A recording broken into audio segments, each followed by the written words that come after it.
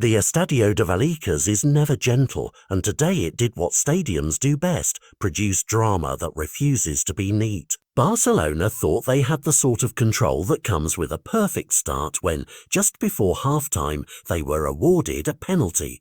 Lamine Yamal, the teenager who has already become a recurring headline, stepped up and put it away with calm precision to give Barca the lead. That moment, a mix of brilliance and controversy, should have been a launching pad, but instead it became the match's fulcrum, partly because the technology meant to keep decisions honest failed when the game needed it most.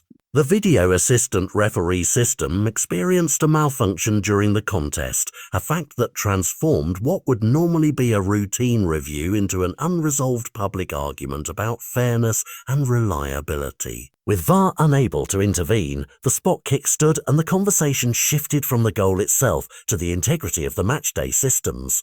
Rayo didn't fold. Spurred on by a loud Vallecas crowd and an opponent they smelled weakness in, they hunted the game relentlessly.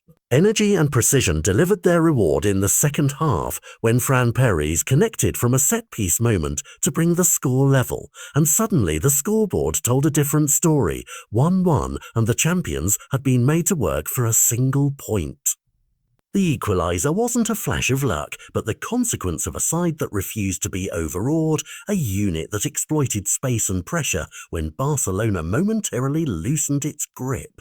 Between those two headline moments were a string of crucial interventions by Barcelona's goalkeeper, Joan Garcia, whose reflexes and presence under the cross ensured the team didn't leave Vallecas empty-handed. Those saves were the fine margins that convert a potential defeat into a draw, but they couldn't paper over the deeper problem Hansi highlighted afterwards. A lack of intensity, sloppy ball retention, and too many avoidable mistakes. Flick's post-match tone was blunt.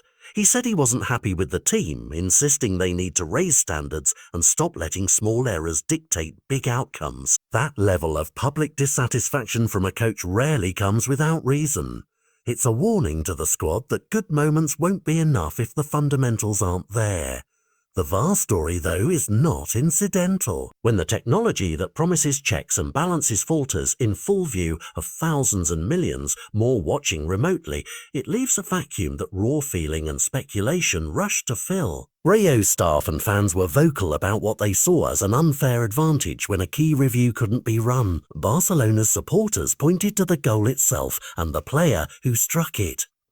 The dispute over the system's reliability will follow this game as closely as the result, because when refereeing tools appear to misfire, the fallout is not merely reputational, it can change standings and narratives, and today it changed how both teams and neutrals will remember this fixture. So what does this 1-1 draw mean beyond the 3 points Barcelona didn't collect?